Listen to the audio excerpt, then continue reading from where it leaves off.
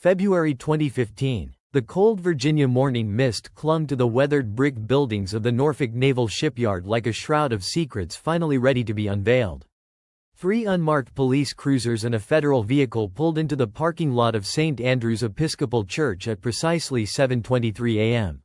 Reverend Margaret Thompson was unlocking the heavy oak doors for morning prayer when she witnessed something that would shatter everything she thought she knew about her congregation. Federal agents placed handcuffs on retired Navy Lieutenant Commander Harold Hal Morrison, age 78, charging him with the 1963 murder of 22-year-old Petty Officer 2nd Class Janet Marie Holbrook. The arrest sent shockwaves through a community that had mourned Janet's death for 52 years, not knowing that her killer had been among them all along. If you're fascinated by cases where advanced forensic science finally brings justice after decades of waiting, please hit that like button and subscribe for the detailed coverage that mainstream media leaves out. Janet Marie Holbrook was born on March 15, 1941, in rural Smithfield, Virginia, to tobacco farmer William Holbrook and seamstress Eleanor May Holbrook. Standing 5 feet 4 inches tall with distinctive auburn hair and freckles, Janet possessed what her younger brother Tommy described as an infectious laugh that could brighten the darkest Navy barracks. Her parents, devout Methodists who had weathered the Great Depression, instilled in Janet an unshakable moral compass and determination that led her to break barriers in the male-dominated military world. Janet wasn't content to stay home and wait for life to happen to her, recalled childhood friend Sarah Beth Crawford. She talked about serving her country, proving that women could do more than type letters and answer phones. Janet's academic excellence at Smithfield High School, where she graduated valedictorian in 1959, coupled with her fluency in German and French, made her an ideal candidate for military intelligence work. Her supervisor, Chief Petty Officer Douglas McReady, noted that Janet demonstrates exceptional capability in cryptographic operations and shows tremendous potential for advancement to officer ranks. Norfolk in 1963 existed as a bustling military town where naval operations dictated daily life for thousands of families. The city's population of 305,872 included approximately 85,000 military personnel and their dependents. The Ghent district, where Janet lived on Colonial Avenue, represented one of Norfolk's most diverse neighborhoods, home to junior officers, senior enlisted personnel, and civilians who worked at the shipyard. The Cuban Missile Crisis the previous year had heightened security awareness throughout military communities. Social life revolved around church activities, military functions, and community organizations that brought together families from diverse backgrounds united by their service to country.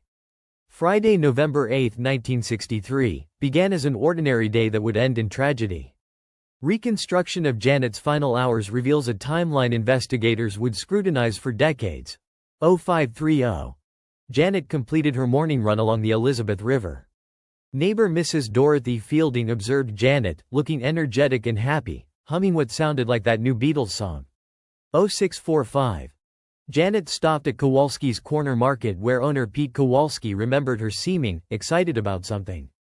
She mentioned having dinner plans but didn't say with whom. 1200. Janet ate lunch at the base cafeteria with Yeoman First Class Linda Patterson, discussing her upcoming officer candidate examination. Janet was nervous but confident, Patterson testified. She said she had been studying with someone who really understood the material. 1830. Mrs. Fielding saw Janet leaving her apartment wearing civilian clothes, a blue dress and white cardigan, carrying textbooks. She looked lovely, like she was going somewhere special. 2000. The last confirmed sighting came from gas station attendant Marcus Williams, who saw her getting into a dark-colored sedan near Colonial Avenue and Hampton Boulevard. At 0815 hours on November 9, 1963, joggers Ronald and Patricia Carmichael found Janet's remains in Norfolk Botanical Garden, 4 miles from her last known location. Detective Lieutenant James Morrison arrived at 0847 hours and immediately recognized this as a carefully planned homicide. In 32 years of police work, I had never encountered a crime scene that appeared so methodically arranged, Morrison wrote. The perpetrator clearly possessed knowledge of police procedures and took deliberate steps to minimize physical evidence. Physical evidence included a torn fabric piece that didn't match Janet's clothing, 2 different cigarette brands, a single black button from a coat or jacket, partial tire impressions, a military-issued ballpoint pen, hair samples from 2 different individuals, and scuff marks on Janet's shoes indicating struggle. Do you live in a military community like Norfolk? Have you ever wondered how well you really know your neighbors? Share your thoughts in the comments below. Detective Morrison assembled 8 investigators, the largest task force in Norfolk's history. However, 1963 forensic technology provided only basic analytical capabilities compared to modern standards. 5 primary suspects emerged. Petty Officer First Class Robert Dalton, 26, had persistently asked Janet for dates despite rejections, leading to documented complaints. However, surveillance footage confirmed his presence on duty during the estimated abduction time. Civilian contractor Michael Thornton, 34, worked as an electrical engineer with access to classified areas where Janet worked. Despite suspicious circumstances including marital difficulties and heavy drinking, hotel records and restaurant receipts confirmed his presence at a Richmond business meeting during the crucial hours. Lieutenant Junior Grade William Patterson, 28, was Janet's supervisor in certain communications operations. Despite inappropriate interest in Janet's personal life and previous incidents with female personnel, security logs confirmed his attendance at a classified briefing from 1900 to 2300 hours. Sergeant Major Thomas Bradley, 31, a Marine recruiter working with Janet on officer candidate opportunities. Despite his combat training and financial difficulties, dozens of witnesses confirmed his presence at a Virginia Beach High School recruiting event throughout the evening. Dr. Lawrence Montgomery, 43, a civilian psychiatrist who had interviewed Janet for research on female military personnel stress factors. Conference attendance logs and professional colleagues confirmed his presence in Washington, D.C., throughout the period. By early 1965, all viable suspects had been eliminated. The case was formally classified as inactive in December 1965, though it remained technically open with periodic reviews scheduled every 5 years. Janet's murder devastated the Holbrook family for generations. William abandoned tobacco farming within 2 years, selling family land to dedicate his remaining years to lobbying for improved military installation security. Eleanor transformed her seamstress skills into creating memorial quilts for military personnel killed in service, completing 47 quilts over 3 decades. Tommy Holbrook abandoned agricultural studies to enlist in the Marine Corps, seeking to honor Janet's military service while pursuing investigative skills. His 26-year career included criminal investigation training, which he applied to periodic unofficial reviews of Janet's case. Tommy never stopped being Janet's little brother, his wife Sandra observed. Even as a senior officer, he spent evenings reviewing case files and following up on tips. The extended family experienced profound changes. Janet's Aunt Margaret developed survivor's guilt, believing Janet would have been safer in traditional domestic roles. Janet's maternal grandparents never recovered, both dying within 5 years of the murder, deaths family members attributed to grief-related stress. Case reviews occurred at 5-year intervals, each applying new investigative techniques. 1970, Detective Sergeant Michael Rodriguez applied updated fingerprint systems and cross-referenced evidence against newly developed criminal databases, confirming the original investigation's quality while highlighting forensic limitations. 1975. Detective Lieutenant Sarah Crawford focused on behavioral analysis, creating a psychological profile suggesting an individual with military background, advanced education, and detailed knowledge of Norfolk geography. Predictions that proved remarkably accurate decades later. 1985. Detective Sergeant Patricia Williams applied early DNA testing procedures revealing blood samples contained genetic markers from 2 different individuals, confirming the perpetrator had left biological evidence.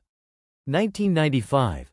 Detective Captain Michael Thompson successfully developed DNA profiles from biological evidence, creating genetic markers that could definitively identify Janet's killer if located and tested. What's the weather like where you are right now? Sometimes justice comes slowly, like seasons changing, but it always arrives eventually. The breakthrough came through unexpected convergence of advancing forensic technology and routine military record digitization during summer 2014. Dr. Rebecca Martinez, a forensic geneticist with Virginia Department of Forensic Science, applied advanced DNA analysis techniques developed for mass disaster victim identification to Janet's case evidence. These new techniques produced a comprehensive DNA profile with sufficient detail for database comparison. The profile was entered into CODIS in September 2014, immediately identifying a potential match with genetic material from a 2013 military retirement medical examination, a probability exceeding 99.7%. The DNA belonged to retired Navy Lieutenant Commander Harold Morrison, stationed at Norfolk Naval Shipyard during 1963 and remaining in Norfolk following 1987 military retirement. Morrison's service record showed no disciplinary actions, and his post-retirement activities included extensive community service that earned widespread respect. The revelation stunned investigators who had interviewed Morrison multiple times as a potential witness rather than suspect. His 1963 position as junior communications officer provided legitimate access to Janet's work areas, and his technical expertise would have made him valuable for someone studying for officer examinations. Dr. Martinez explained the technical breakthrough. DNA analysis examines specific genetic markers that vary among individuals, creating unique genetic fingerprints. The probability that two unrelated individuals would share identical DNA profiles approaches 1 in several billion. Advanced laboratory equipment can detect genetic material from samples containing only a few dozen cells, far less than required by earlier methods. The DNA evidence had been preserved under ideal conditions in Norfolk Police Department's evidence storage facility, maintaining genetic integrity despite 5 decades. Harold Morrison's background investigation revealed a complex individual whose public persona masked disturbing behavioral patterns hidden for over 5 decades. Born in Portsmouth, Virginia, in 1936, Morrison was 27 at the time of Janet's murder. Morrison's naval career progressed steadily through the ranks, with fitness reports consistently rating him above average with strong technical skills and leadership potential. Following 1987 military retirement, Morrison established himself as a respected community member through veterans organization volunteer work, active participation in St. Andrew's Episcopal Church, and service on civic boards. However, detailed investigation revealed disturbing patterns. Military personnel who served with Morrison described subtle behaviors that seemed insignificant at the time but appeared sinister in retrospect. Chief Petty Officer Raymond Blake recalled Morrison showing unusual interest in female personnel, asking detailed questions about their personal lives and showing up unexpectedly at social events. Most disturbing was evidence that Morrison had maintained contact with Janet's family over the years, sending condolence cards on death anniversaries and attending church services where the Holbrook family worshipped. Tommy recalled receiving a sympathy card from Morrison as recently as 2013, signed, "With continued prayers for peace and justice." Morrison's arrest on February 23, 2015, at 7:30 a.m. outside St. Andrew's Episcopal Church represented the culmination of Norfolk's longest-running murder investigation. Federal agents approached Morrison as he arrived for morning prayer services, a routine he'd maintained for 22 years. Morrison's first recorded words were, "I've been wondering when this day would come." His calm demeanor suggested he'd been anticipating discovery, possibly due to awareness of advancing DNA technology. The residence search revealed extensive documentation related to Janet's case, newspaper clippings spanning 5 decades, copies of police reports unavailable to civilians, and detailed notes about investigative activities suggesting Morrison had monitored the case's progress throughout his post-military life. Most disturbing was discovery of Janet's military identification bracelet, never reported missing and representing direct physical evidence. Community reaction reflected disbelief and profound betrayal. Reverend Margaret Thompson expressed the shock. How Morrison baptized children, comforted grieving families, and led prayer services. Learning he was responsible for Janet's death challenges everything we thought we knew about good and evil. What time is it where you're watching this? Think about how much can be hidden behind a friendly face. Morrison was convicted in March 2015 and sentenced to life imprisonment without parole. The resolution had profound impacts extending beyond individual justice. Norfolk police established the Janet Holbrook Cold Case Unit in 2016, dedicated to applying advanced forensic techniques to pre-DNA era unsolved cases, solving 12 additional cases using similar methods. The case became a cornerstone training example for the FBI's National Center for Analysis of Violent Crime. Virginia passed the Janet Holbrook Evidence Preservation Act in 2017, requiring indefinite maintenance of biological evidence from unsolved violent crimes and periodic reviews as new technologies become available. Tommy Holbrook, who lived to see his sister's killer convicted, reflected, "I never stopped believing we'd find him, but I never imagined he'd been hiding right here among us all along." Janet would have forgiven him, but she also would have wanted him held accountable. The Janet Marie Holbrook Memorial Foundation, established by her family, provides scholarships for communication specialists and supports families of unsolved murder victims. The foundation has awarded over 150 scholarships and assisted more than 100 families navigating cold case investigations. If you found this deep dive into a decade-spanning investigation compelling, subscribe now for more detailed cold case analyses revealing the human stories behind headlines. Share this video with others interested in how modern forensic science brings justice to long cold cases. The intersection of advanced technology and painstaking detective work continues bringing closure to families who never stopped hoping for answers, proving that time may pass, but the pursuit of justice remains eternal. The conviction of Harold Morrison sent shockwaves beyond Norfolk's naval community, triggering a domino effect that would reshape how law enforcement agencies nationwide approached decades-old unsolved cases. Dr. Rebecca Martinez found herself inundated with requests from cold case units across the country, each hoping to apply her breakthrough DNA analysis techniques to their own forgotten files gathering dust in evidence rooms. What happened with the Holbrook case represents a watershed moment in forensic science, explained Dr. Martinez during a 2016 symposium at Quantico. We're not just solving individual cases, we're proving that time doesn't diminish our ability to find truth. Every piece of evidence preserved becomes a potential voice from the past, waiting for technology to catch up. The Norfolk Police Department's evidence storage facility became an unexpected pilgrimage site for law enforcement professionals. Detective Captain Robert Chen from Sacramento spent 3 days studying their preservation methods. Norfolk showed us that hope isn't just an emotion, it's a systematic approach to maintaining evidence integrity across decades, he observed. Following his conviction, Morrison agreed to extensive psychological evaluation sessions with Dr. Patricia Williamson, a criminal psychologist specializing in long-term deception patterns. These sessions, conducted over 8 months, revealed the intricate mental architecture that had allowed Morrison to maintain his dual identity for over 5 decades. Harold Morrison represents a fascinating case study in compartmentalization, Dr. Williamson noted. He genuinely believed his community service and religious activities provided atonement for his crime, creating a psychological framework where he could simultaneously be Janet's killer and her family's comforter. Morrison's sessions revealed disturbing details about the night of Janet's murder. He had approached her under the pretense of offering advanced tutoring for her officer candidate examinations.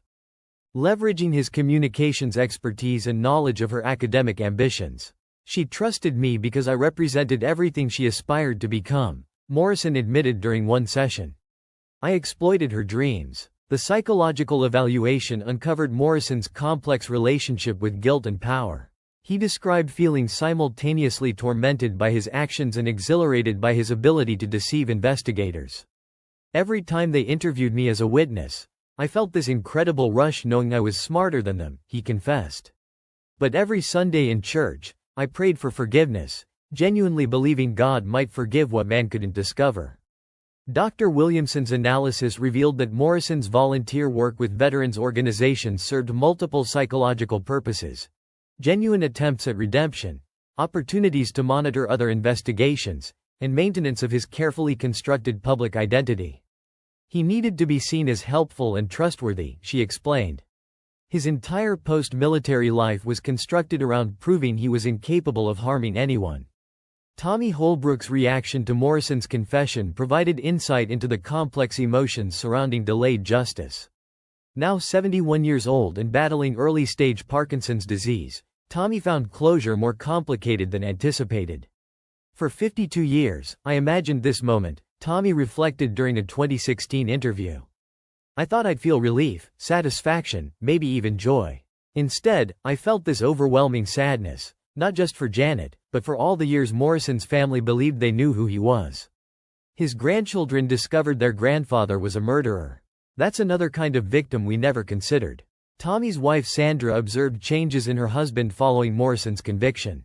"He seemed lighter somehow, like he'd been carrying invisible weight for decades. But he also became obsessed with helping other families facing similar situations." Tommy understood that finding the killer was just the beginning of healing, not the end. The Holbrook family's decision to meet with Morrison in prison shocked many observers. Tommy, accompanied by his daughter Rebecca and nephew Michael, Janet's brother's son, spent 2 hours with Morrison at Greensville Correctional Center in November 2016. "I needed to look him in the eye and understand how someone could murder my sister, then comfort my family for decades afterward," Tommy explained. Morrison looked older than his 80 years, diminished somehow.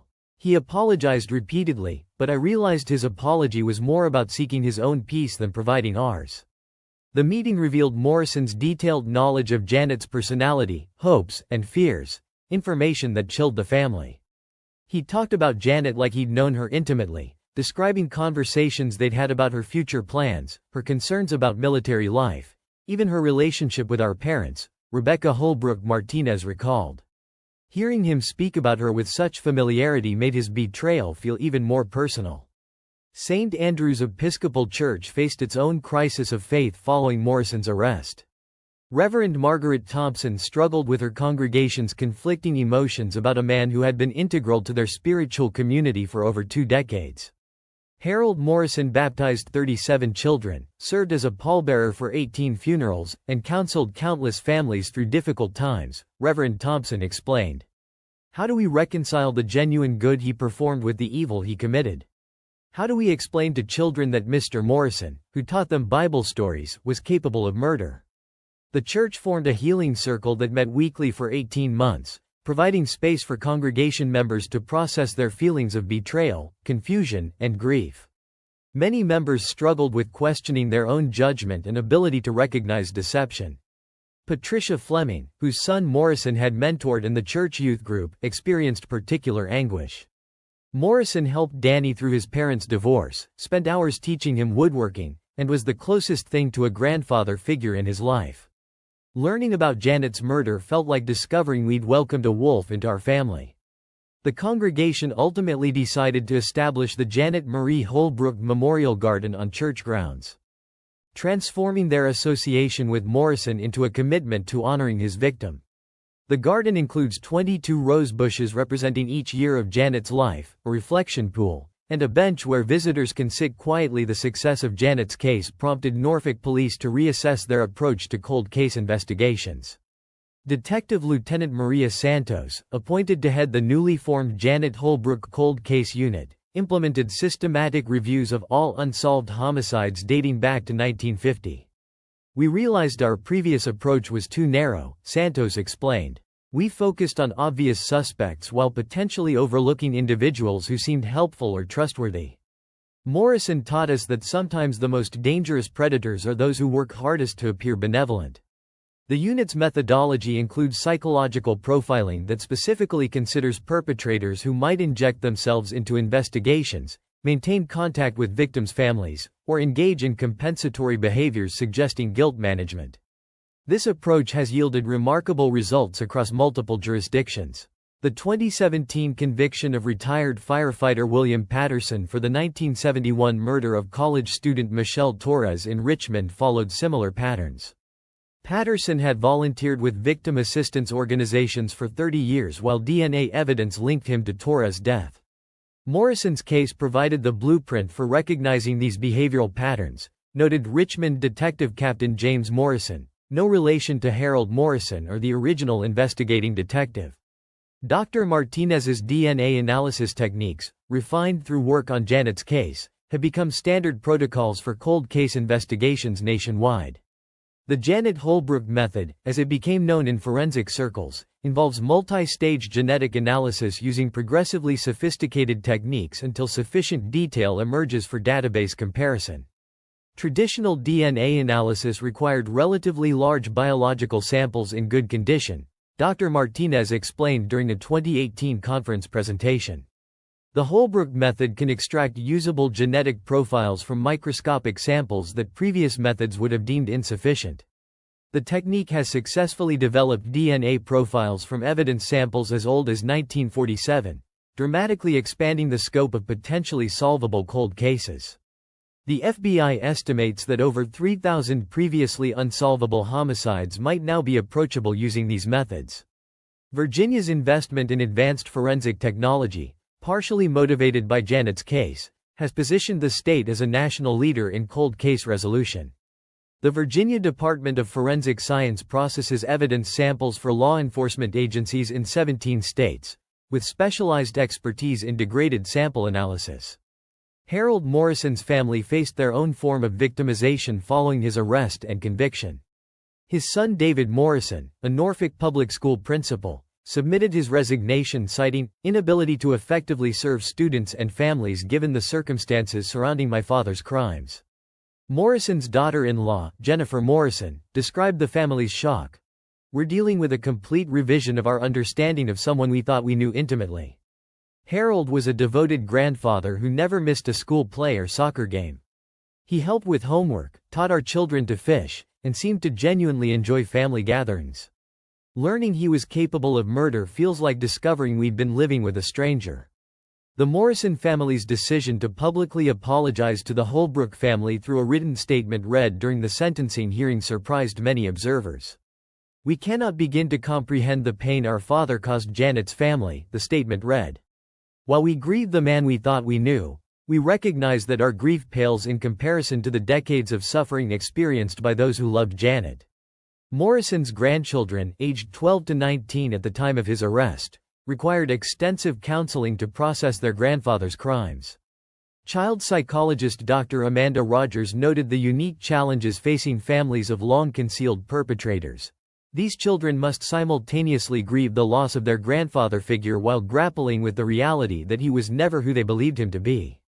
Janet's case captured public imagination far beyond Norfolk's borders, inspiring documentary films, true crime podcasts, and academic studies examining long-term deception in criminal cases. The 2017 documentary, Hidden in Plain Sight: The Janet Holbrook Murder, won 3 Emmy nominations and sparked renewed interest in similar cold cases nationwide. True crime enthusiasts found particular fascination in Morrison's ability to maintain his facade for over 5 decades. Online forums dedicated to the case analyzed every available photograph, interview, and public record, attempting to identify signs that might have revealed Morrison's true nature years earlier. What makes the Holbrook case so compelling is how it challenges our assumptions about recognizing evil, explained Dr. Sarah Chen, a criminology professor at Virginia Commonwealth University who has studied the case extensively. Morrison wasn't a stereotypical criminal hiding in shadows. He was the neighbor you'd ask to watch your house, the church member you'd trust with your children. That's what makes him so terrifying and fascinating. The case has become required reading in criminal psychology programs across the country, illustrating concepts of long-term deception, psychological compartmentalization, and criminal behavioral evolution. Law enforcement training academies use Morrison's case to teach investigators about expanding suspect parameters beyond obvious candidates. Janet's case influenced significant changes in evidence preservation laws and cold case investigation procedures. The Janet Holbrook Evidence Preservation Act, passed by Virginia's legislature in 2017, mandates indefinite storage of biological evidence from unsolved violent crimes and requires periodic review as new forensic technologies become available. Similar legislation has been adopted in 12 other states, collectively known as Holbrook laws. These statutes recognize that advancing forensic science continues expanding possibilities for solving previously unsolvable cases, making evidence preservation a long-term investment in justice.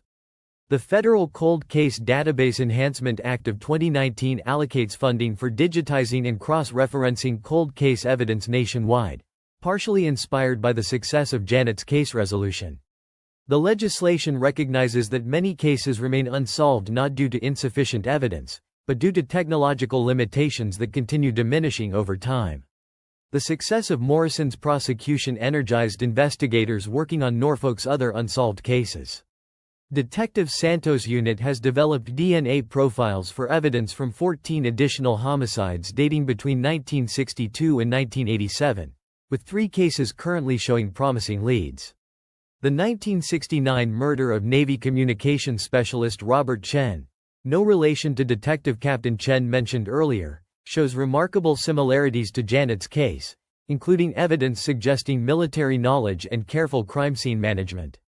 DNA analysis has revealed genetic material that doesn't match Chen or known associates, suggesting the involvement of an as yet unidentified perpetrator who may still be alive. Morrison's case taught us that perpetrators often remain in the same geographical area, maintaining normal lives while hiding their crimes, Detective Santos noted. We're applying that knowledge to other cases, looking for individuals who had legitimate reasons to be in specific locations during the timeframes when murders occurred. The Janet Holbrook Cold Case Unit has also begun collaborating with similar units in Virginia Beach, Portsmouth, and Chesapeake, recognizing that mobile military populations might have enabled perpetrators to commit crimes across multiple jurisdictions. This regional approach has identified potential connections between previously unrelated cases. As of 2024, the impact of Janet Marie Holbrook's case continues reverberating through law enforcement, forensic science, and victim advocacy communities. The annual Janet Holbrook Symposium on Cold Case Investigation, held each November in Norfolk, brings together investigators, forensic scientists, and victim advocates from around the world. Tommy Holbrook passed away peacefully in September 2023, exactly 60 years after his sister's murder. His final interview, recorded just weeks before his death, reflected on the journey from tragedy to justice. Janet would be amazed that her death led to so many other families finding answers. She always believed in serving others, and in some way, she's still serving by helping solve cases she never knew existed. The Janet Marie Holbrook Memorial Foundation has evolved beyond scholarship awards to become a national resource for families of cold case victims. The foundation operates a helpline staffed by counselors trained specifically in addressing the unique challenges facing families whose loved ones' cases remain unsolved. Today, Harold Morrison remains incarcerated at Greensville Correctional Center, where he spends his days in the prison library helping fellow inmates prepare for GED examinations. His parole eligibility date remains listed as never, a small notation representing final accountability for a crime that shaped decades of lives across multiple generations. Janet Marie Holbrook, who dreamed of breaking barriers as a female military officer, ultimately broke the barrier between past and present, proving that truth possesses its own timeline that human deception cannot ultimately defeat. Her legacy lives not just in the justice finally achieved, but in the hundreds of other cases now being solved using techniques refined through her investigation.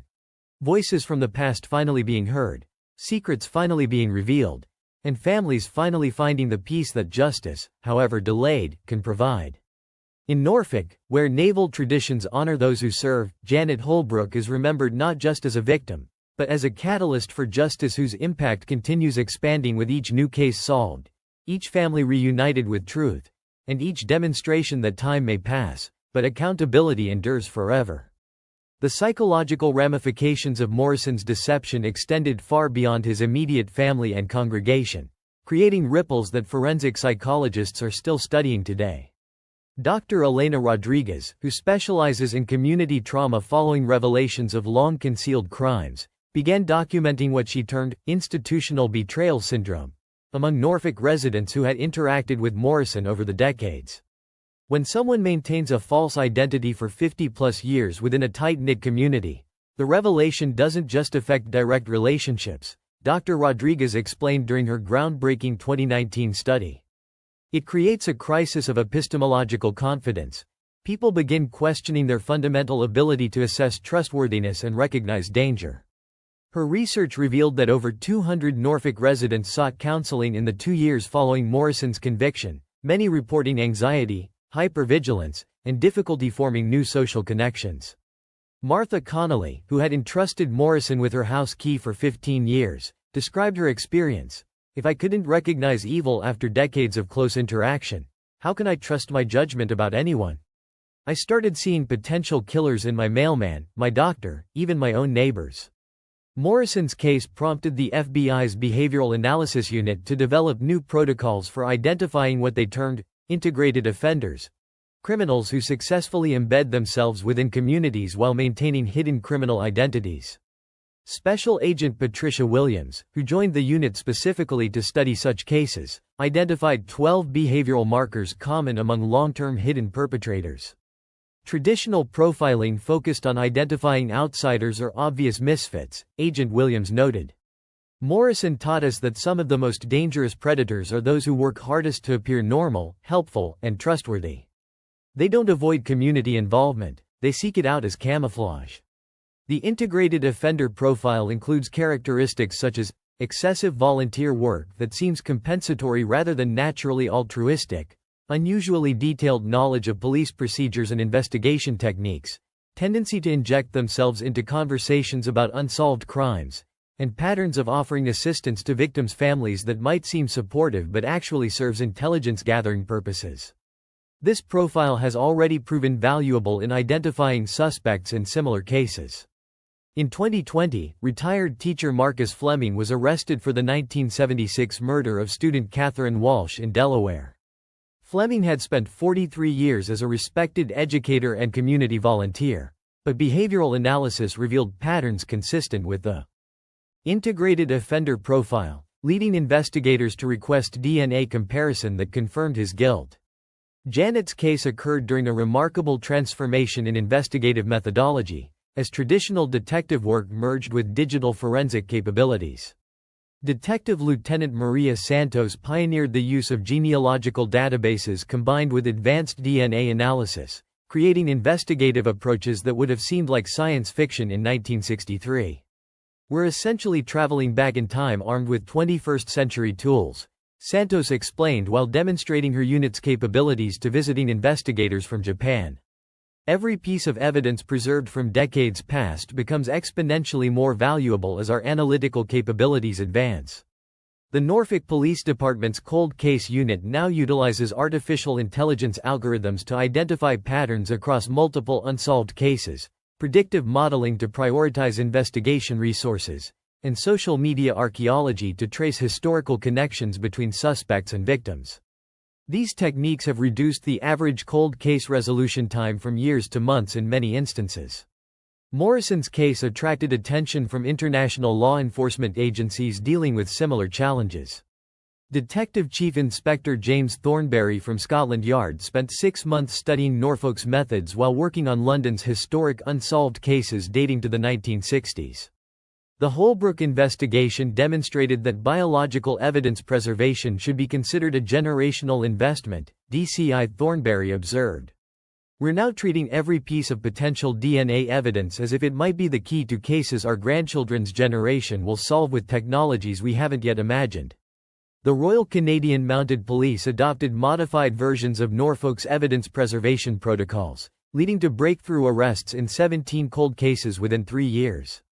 Similar success stories emerged from Australia, Germany, and France, where law enforcement agencies implemented Holbrook methods, adapted to their specific legal systems and investigative cultures. Universities nationwide began incorporating Janet's case into curricula spanning multiple disciplines. Virginia Commonwealth University established the Janet Holbrook Chair in Forensic Innovation, while Norfolk State University created the Holbrook Institute for Criminal Justice Excellence, focusing specifically on cold case investigation techniques. Professor Dr. Michael Chen, son of Detective Captain Robert Chen, developed a semester-long course examining the intersection of advancing technology and delayed justice. Students are fascinated by how cases considered permanently unsolvable can suddenly crack wide open, he noted. Janet's case illustrates that justice operates on its own timeline, independent of human expectations or limitations. Law students now study Morrison's case as an example of how criminal law must evolve to address crimes that span multiple generations. The legal complexity of prosecuting crimes committed decades earlier using evidence unavailable to original investigators raises constitutional questions about due process, statute of limitations, and the definition of contemporaneous investigation. The National Organization for Victim Assistance redesigned its approach to supporting families of cold case victims following insights gained from the Holbrook family's experience. Executive Director Sarah Martinez recognized that traditional victim support models inadequately addressed the unique challenges facing families whose cases remain unsolved for decades. Families like the Holbrooks experience a form of prolonged trauma that's distinct from other grief processes, Martinez explained. They live with simultaneous hope and despair, never knowing whether closure will come in months, years, or never. Our support systems had to evolve to address these unique psychological needs. The organization now offers specialized counseling for cold case families, support groups connecting families across similar situations, and advocacy training that helps families navigate complex relationships with law enforcement agencies across multiple decades. These services have assisted over 500 families nationwide since their implementation. Dr. Rebecca Martinez continues pushing the boundaries of what's possible with degraded biological evidence. Her laboratory has successfully extracted usable DNA profiles from evidence samples dating to 1943, opening possibilities for resolving cases previously considered beyond scientific reach. We're approaching the theoretical limits of what's possible with traditional DNA analysis, Dr. Martinez noted during the 2023 conference presentation. But emerging techniques involving protein analysis, isotope fingerprinting, and quantum-level molecular examination suggest we're actually at the beginning of a forensic revolution, not the end. Her team is collaborating with quantum physicists to develop analysis methods that could theoretically extract genetic information from increasingly smaller biological samples. Early results suggest that evidence samples dismissed as insufficient by current standards might contain enough molecular information for future identification techniques. Churches nationwide began implementing background check procedures and pastoral counseling protocols designed to identify potentially dangerous individuals seeking to hide among congregations. The Episcopal Church established the Morrison Protocol, requiring enhanced screening for lay leaders and regular psychological assessments for individuals working closely with vulnerable populations. Morrison exploited our Christian commitment to forgiveness and redemption, explained Bishop Patricia Williams. While we maintain our core values of acceptance and compassion, we now recognize that trust must be balanced with prudent verification. Our faith communities have a responsibility to protect those we serve. Veterans organizations similarly adapted their screening procedures, recognizing that military service provides excellent camouflage for individuals seeking to establish trustworthy public personas. The American Legion implemented the Holbrook Guidelines, requiring enhanced background investigations for leadership positions and establishing reporting protocols for members exhibiting concerning behavioral patterns. Dr. Patricia Williamson's continued sessions with Morrison revealed unprecedented insights into the psychology of maintaining false identities across decades. Morrison's willingness to discuss his mental processes provided researchers with rare access to the cognitive mechanisms enabling long-term criminal deception. Harold demonstrated remarkable compartmentalization abilities, Dr. Williamson noted. He could simultaneously experience genuine grief for Janet's family while maintaining perfect concealment of his responsibility for their pain. His mind created separate psychological compartments that rarely intersected. Morrison described his mental approach as living multiple lives within one body. He genuinely enjoyed helping people, felt authentic religious devotion, and experienced real affection for community members, while completely isolating these feelings from his memories of murdering Janet. This psychological architecture enabled him to pass polygraph examinations and maintain consistent behavior patterns that never aroused suspicion. Children and grandchildren of Norfolk residents who knew Morrison are now reaching adulthood with unique perspectives on trust, community, and hidden dangers. Psychologist Dr. Amanda Rogers has begun longitudinal studies examining how exposure to Morrison's deception affects these individuals' social development and risk assessment capabilities.